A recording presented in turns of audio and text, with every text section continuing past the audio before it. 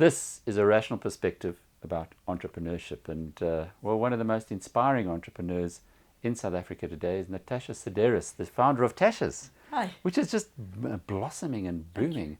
What next? Well, we are going to open 2 very exciting stores in South Africa in the next couple of months. So we're doing Nelson Mandela Square, which is really an iconic site for us and very exciting project. It's on the piazza right outside the Nelson Mandela statue, an indoor and an outdoor space. And then we're doing Melon on Main, 2017, an amazing development in Pretoria. And then I think we're going to ring fence South Africa and just really look after what we've got, renovate a couple of our stores. And then we've opened our first international store in Dubai last year, August, and we're looking at expanding in the Middle East. So going global. I mean, that's Yes. kind of the dream for an entrepreneur. Did you always want to do this? Was it always part of your growing up as a young lass?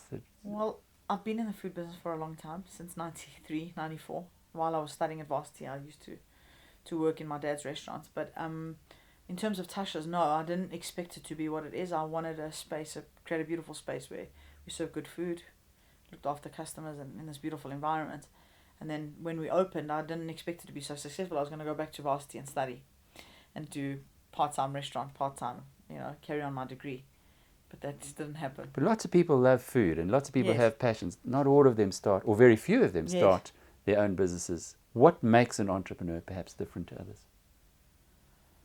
Drive, tenacity, never giving up. Were there times you thought you might have to? Yes, many.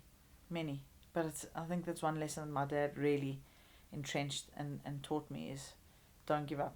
The next day is going to be better. And if the next day is not better, the following day will be. And so, of course, there were times where I'd taken a lot of money from loan sharks. I struggled to pay the business off. I worked long hours for 4 or 5 months without a day off and hardly any salary because I was busy paying back loans. The business was underfinanced by 800 grand. And I thought, oh my God, what am I doing? And I mean, even now, today, there's times that it gets really stressful. Just before the opening of Dubai, is it going to work? Is it not going to work? The first 4 days in Dubai weren't that busy. And I was on the phone saying, oh my God, are we going to do the turnovers? Are we going to do that? And then you focus on the product and you focus on the staff and you focus on the customers and it just clicks and it happens. I've been very blessed.